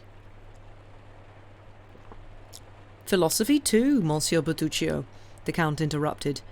Have you then done a little bit of everything in your life? I beg your Excellency's pardon. No, it's just that 10:30 at night is a little late for philosophy. But I have no other objection, particularly since I agree with your views, which cannot be said of all philosophy. My trips became more and more prolonged, more and more profitable. Assunta was a good housewife, and our little fortune grew. One day, when I was setting off on business, she said, "Go, and you will have a surprise when you return." There was nothing to be gained by questioning her. She refused to tell me anything, so I left. The trip lasted nearly 6 weeks. We went to Lucca to take on oil, and to Leghorn to load some English cotton cloth. We unloaded it all without any unpleasant incidents, took our profits, and came back home, very pleased with ourselves. When I entered the house, the first thing I saw in the place where it was least likely to be missed in Assunta's room was a child of 7 or 8 months, in a cot far more luxurious than the furnishings around it. I gave a cry of joy. The only moments of sadness that I had felt since the murder of the Crown Prosecutor were due to my abandonment of the child. It goes without saying that I suffered no remorse for the murder itself. Poor Assunta had guessed everything. She had taken advantage of my absence, and, taking half the sheet with her, had written down the exact day and time when the child was left in the orphanage, so that she would not forget them.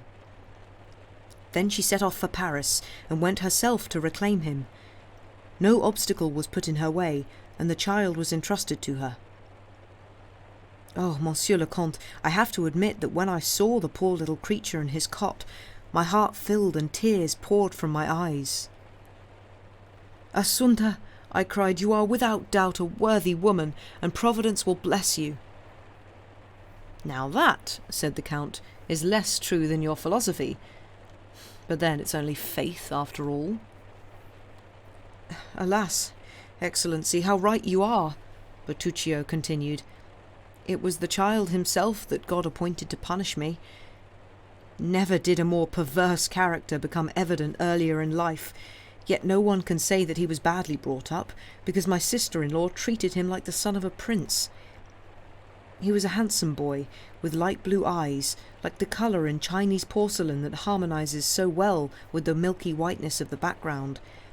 But his strawberry blonde hair, which was excessively bright, gave a strange appearance to his face, heightening his vivacious look and roguish smile. Unfortunately, a proverb says that redheads are either all good or all bad. It was right in Benedetto's case. He was all bad from childhood on. Admittedly, his mother's sweet nature also encouraged his natural bent.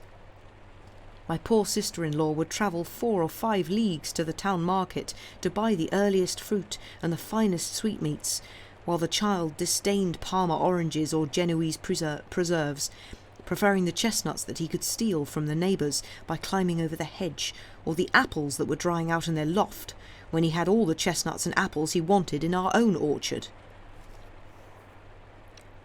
One day, when Benedetto was about 5 or 6 years old, our neighbour Vasilio, who like all Corsicans never locked up his purse or his jewellery, because, as Monsieur le Comte knows better than anyone, there are no thieves in Corsica, our neighbour Vasilio complained to us that a gold louis had vanished from his purse.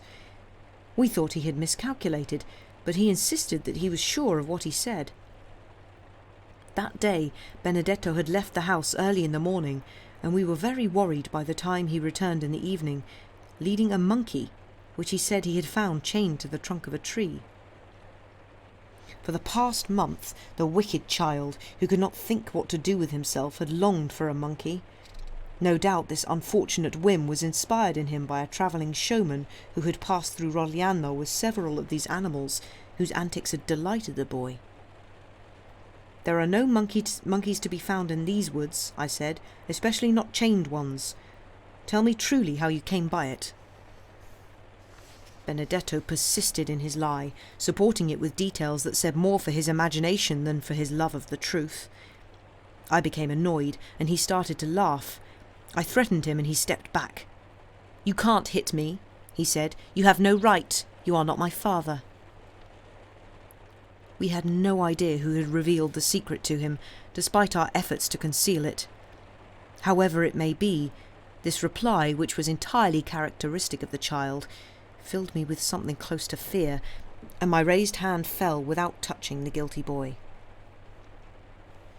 He had triumphed, and the victory made him so bold that, from then on, Assunta, whose love for him seemed to increase in proportion to his unworthiness, spent all her money on whims that she was unable to combat and follies that she did not have the strength to prevent. When I was in Rogliano, then the situation was still more or less bearable, but as soon as I left, Benedetto became master of the house, and everything went wrong. When he had barely reached the age of 11, all his friends were young men of 18 or 20, the worst young hooligans of Bastia and Corte, and already, because of some tricks which deserved a worse name, the law had warned us about him. I was terrified. Any further unfavourable report might have serious consequences.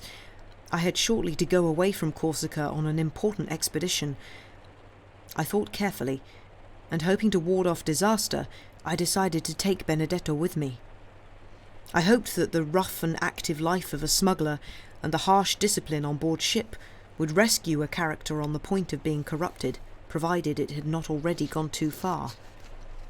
So I took Benedetto aside and suggested that he accompany me, dressing the proposal up with every sort of promise that might attract a 12-year-old boy.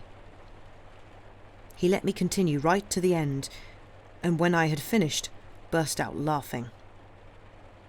"Are you mad, uncle?" he said. That was his name for me when he was in a good mood. "Am I to exchange the life I lead for yours? My idleness for the awful toil that you have imposed on yourself? To be cold by night, hot by day, and constantly in hiding? Or if you show yourself to be shot at, and all to earn a little money? I have all the money that I want. Ma Assunta gives me some whenever I ask for it. So you can easily see that I'd be a fool to accept your proposal." I was dumbstruck at this shameless argument. Benedetto went back to play with his friends, and I could see him from a distance pointing me out to them as an idiot. "What a delightful child," Monte Cristo muttered. "Oh, if he had been mine," Bertuccio replied, "if he had been my own son, or at least my nephew, I should soon have brought him back to the straight and narrow, because a clean conscience gives a man strength. but the idea that I would beat a child whose father I had killed made it impossible for me to punish him. I gave good advice to my sister, who always took the miserable child's side whenever we talked about him, and since she confessed to me that she had several times lost quite large sums of money, I showed her a place where she could hide our little fortune. For my part, I had made up my mind what to do. Benedetto knew very well how to read, write, and do sums, because when he happened to want to work, he could learn in one day what took another child a week. As I said, my mind was made up. I would sign him on as secretary on some ocean-going ship, and, without giving him any advance warning, have him picked up one fine morning and carried on board. In this way, if I recommended him to the captain, he would be entirely responsible for his own future. Having taken this decision, I set off for France. On this occasion, all our business was to take place in the Gulf of Lyons. Smuggling was becoming more and more difficult, because it was now 1829. Peace had been entirely restored, and consequently the Coast Guard was operating more regularly and more efficiently than ever. Moreover, its vigilance was temporarily intensified by the fair at Beaucaire, which had just opened. The start of our expedition went off without a hitch. Our boat had a concealed hold to hide our contraband. We tied up alongside a large number of other boats, lining both banks of the Rhône for Beaucaire to Arles. When we arrived there, we began to unload the forbidden goods at night, and had them carried into town by associates of ours, or by the innkeepers whom we used to supply. It may be that success had made us careless, or else we had been betrayed, because one evening, around 5 o'clock, just as we were about to sit down to a light meal, our boy ran up in a state of great excitement to tell us that he had seen a squad of revenue men approaching. What worried us was not the patrol itself, because whole companies of customs officials would scour the banks of the Rhône, and especially at that time, but the precautions that the boy told us they were taking not to be seen. We instantly leapt up, but it was already too late. Our boat, which had clearly been the object of their investigation, was surrounded. Among the customs men I noticed some gendarmes. Now the sight of these frightened me as much as that of any other militiamen would make me bold, so I went down into the hold, and, slipping out through one of the hatches, I let myself slide into the river, then swam under water, holding my breath for long periods, and escaped detection until I reached a small ditch that had just been dug, joining the Rhône to the canal that runs from Beaucaire to Aigues-Mortes. Once there, I was safe, because I could go down the ditch without being seen. In this way, I reached the canal without incident. I had chosen this route of escape deliberately.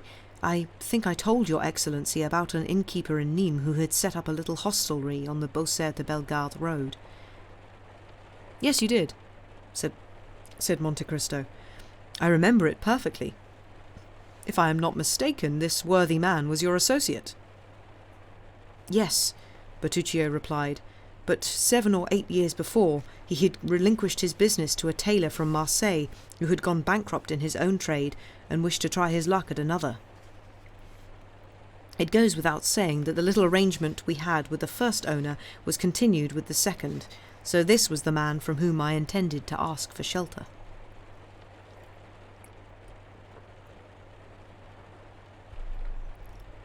What was his name? The Count asked, apparently taking a renewed interest in Bertuccio's tale. He was called Gaspard Caderousse, and he was married to a woman from the village of Lacontes, whom we never knew except by the name of her village. She was a poor creature, stricken with malaria and languishing. As for the man, he was a sturdy fellow of 40 or 45. More than once had he given us proof of his presence of mind and his courage in difficult circumstances. And you were saying that all this took place in the year 1829, Monsieur le Comte. What month? In June. At the beginning or the end of the month? On the evening of the 3rd. Ah, Monte Cristo said. June the 3rd, 1829. Very well, go on. So I was hoping to ask for shelter from Caderousse. Usually, even in normal circumstances, we did not enter his house by the front door, and I decided to follow our established procedure. So I climbed over the garden hedge, crawled past the stunted olive trees and wild figs, and, fearing that Caderousse had some traveller in his inn, I made my way to a kind of hutch in which I had more than once spent the night as comfortably as in the best bed.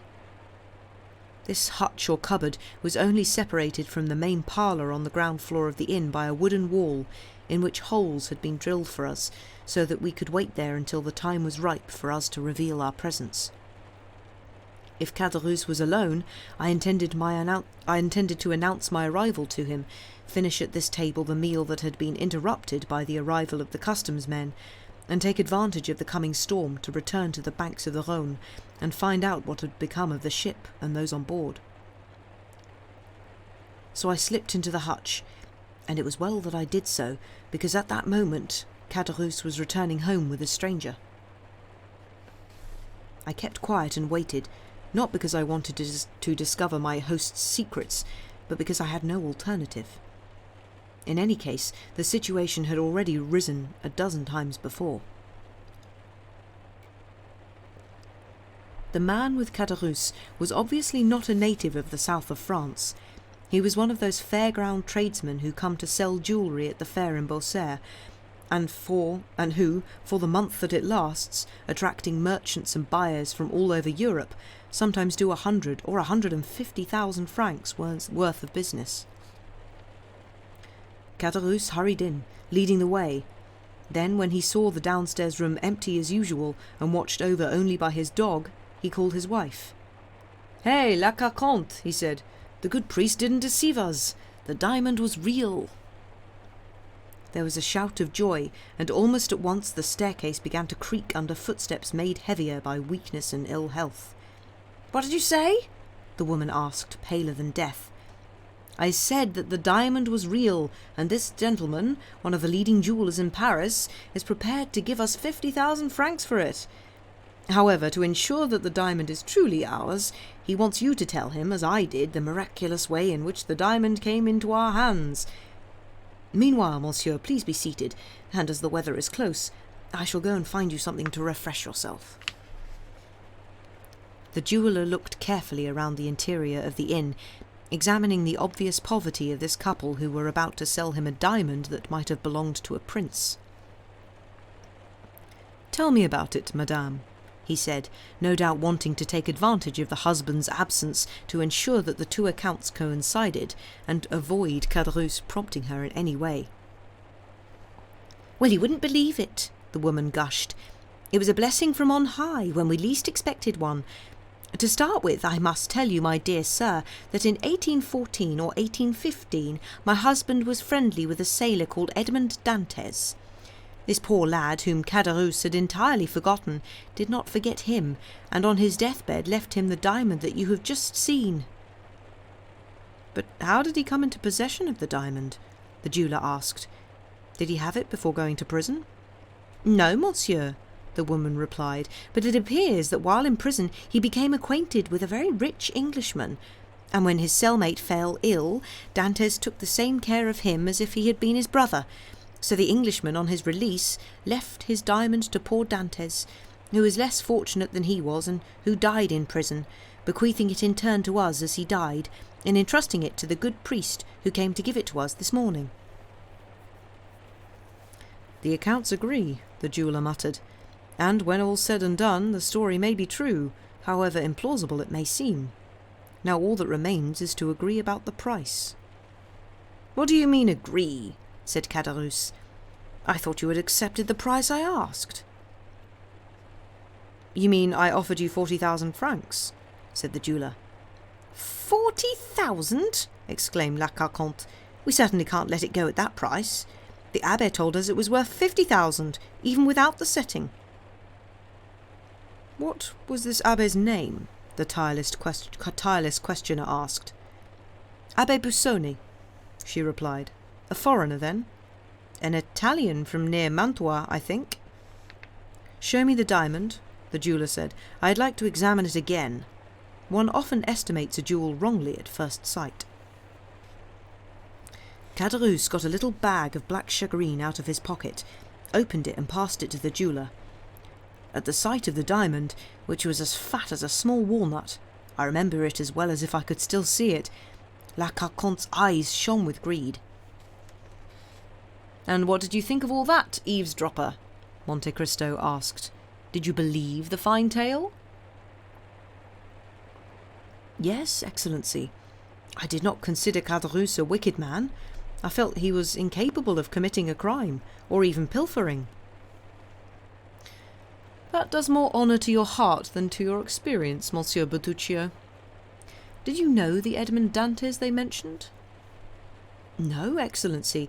I had never before heard his name, and I have never heard it mentioned since, except once by Abbé Busoni, and himself when I saw him in prison in Nîmes." "Very well. Continue." The jeweller took the ring from Caderousse and brought a little pair of steel pliers and a little copper balance out of his pocket.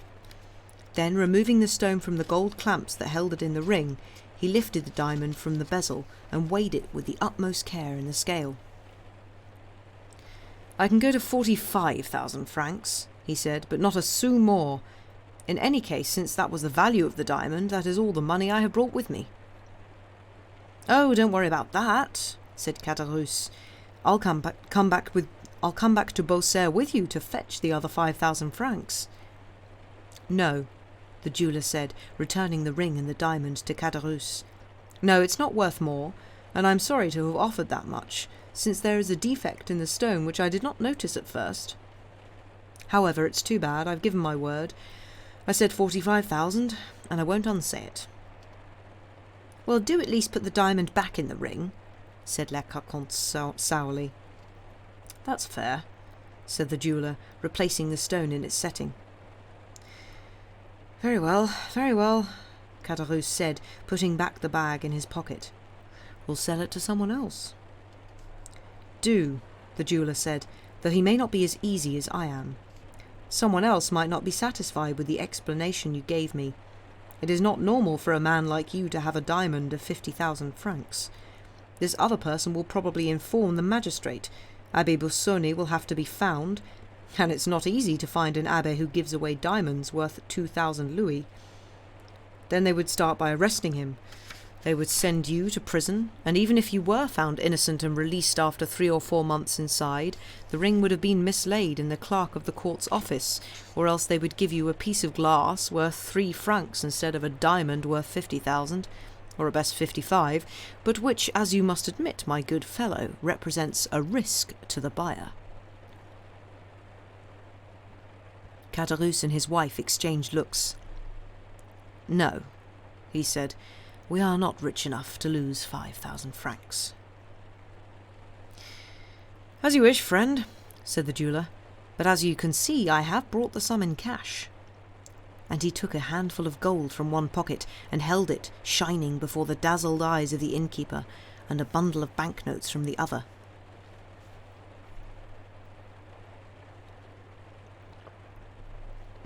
It was clear that there was a battle going on inside Caderousse. Obviously the little shagreen bag, which he was turning over and over in his hands, did not appear to him to correspond in value to the huge sum of money which mesmerized him. He turned back to his wife. "What do you think?" he whispered. "Go on, give it to him," she said. "If he returns to Beaucaire without the diamond, he'll report us. And, as he says, no one knows whether we shall ever be able to put our hands on Abbé Busoni again." "Very well, agreed," said Caderousse. "Take the diamond for 45,000. But my wife wants a gold chain and I a pair of silver buckles." The jeweller took a long flat box out of his pocket containing several examples of the required objects. "Go on," he said. "I do business fairly. Choose what you want." The woman chose a gold chain that was possibly worth 5 louis, and her husband a pair of buckles worth around 5 francs. "I hope you're satisfied," said the jeweller. "The abbé said it was worth 50,000, Caderousse muttered. Come now, give over. What a terrible creature," the jeweller said, taking the diamond from his hands. I am giving him 45,000 francs and 2,500 in kind, all of which adds up to a fortune that I wouldn't mind having myself, and he still isn't satisfied. And what about the 45,000 francs? Caderousse demanded hoarsely. Where are they? Here, said the jeweller, and he counted out 15,000 francs on the table in gold and 30,000 in banknotes. Just wait while I light the lamp, said Lacontes. It's getting dark and we might make a mistake. Night had indeed fallen while they were discussing this, and with it the storm that had been threatening for the past half hour. In the distance you could hear the dull rolls of thunder, but neither the jeweller, nor Caderousse, nor Lacontes seemed to be bothered by it, all three being possessed by the demon of greed. Even I felt a strange fascination at the sight of all that gold and all those banknotes. It seemed to me that I was dreaming, and, as happens in dreams, I felt rooted to the spot. Caderousse counted and recounted the gold and the notes, then passed them to his wife, who counted and recounted them in her turn. Meanwhile the jeweller was turning the diamond in the rays of the lamp, and the diamond gleamed with flashes that outshone those, heralding the storm that was starting to light up the window. "Is it all there?" the jeweller asked. "Yes," said Caderousse. "Give me the portfolio and look for a bag, Carconte." La Carconte went to a wardrobe and came back carrying an old leather portfolio, out of which they took a few greasy letters, which they replaced with the notes, and a bag in which there were 2 or 3 écus of 6 livres, which probably represented the unfortunate couple's entire fortune. "There," said Caderousse, "even though you may have underpaid us by about 10,000 francs, would you like to take supper with us? You're welcome." "Thank you," said the jeweller, "but it must be getting late, and I have to return to Beaucaire. My wife will be worried." He took out his watch. "Heavens above!" he exclaimed. "It's nearly 9. I won't be in Beaucaire before midnight. Goodbye, my children. If any more Abbé Bussonis happen to drop by, think of me."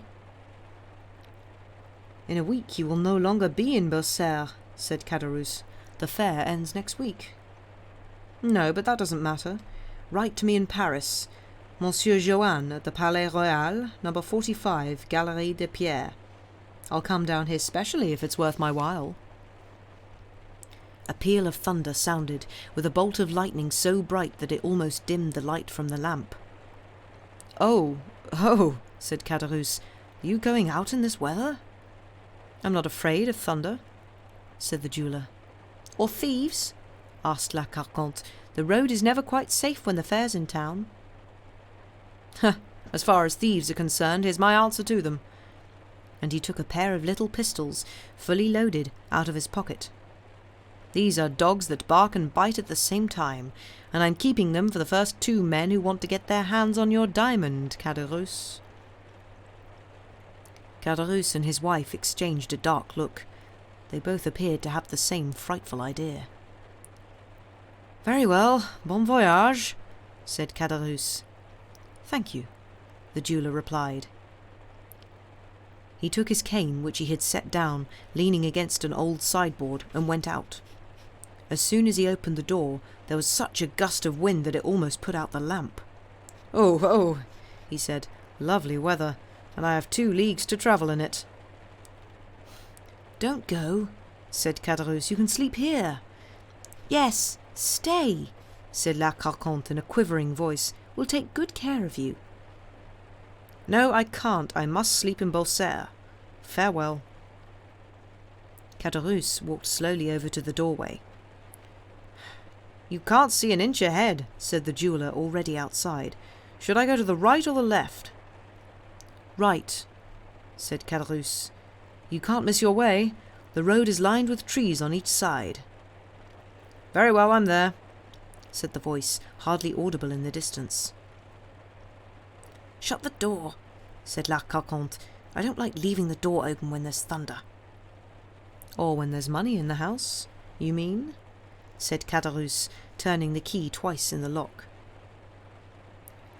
He came back, went over to the cupboard, took out the bag and the portfolio, and both of them started to count over their gold and their banknotes for the third time. I have never seen an expression like the one on those two faces, with the dim light of the lamp shining on their cupidity. The woman, above all, was frightful to see. Her limbs trembled feverishly, twice as much as usual. Her pale face was livid, and her hollow eyes blazed. "And why did you offer to let him sleep here?" she muttered. Caderousse started. "Well, of course, so that he would not need to go back to Beaucaire." "Ah," the woman said with an indescribable expression. "I thought it might be for some other reason." "Wife, wife!" Caderousse cried. "Where do you get such ideas? And if you have them, why not keep them to yourself?" "No matter," Lacontes said after a moment's silence. "You are not a man." "What do you mean?" asked Caderousse. "If you had been a man, he would not have left here." "Wife! Or else he would never reach Beaucaire." "Wife!" "He must follow the road, which has a bend in it, but there is a short-cut along the canal." "Woman, you are offending the good Lord. Listen."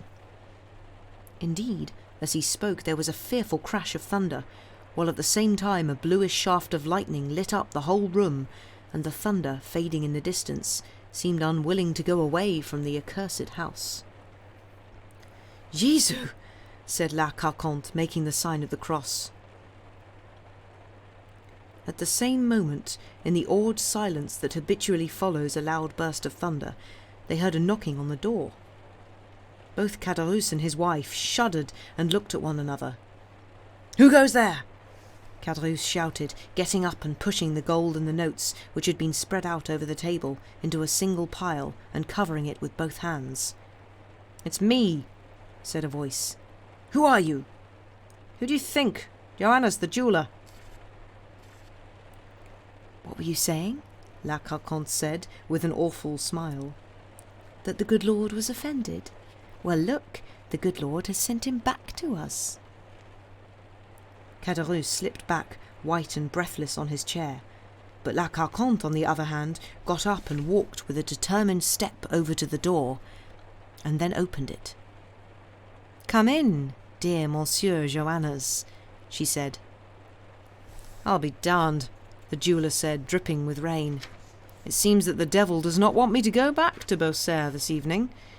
The best follies are the shortest lived, my dear Caderousse. You offered me your hospitality. I accept, and I have come back to stay the night with you." Caderousse muttered a few words, wiping the sweat from his brow. La Carconte double-locked the door behind the jeweller. Dun, dun, dun!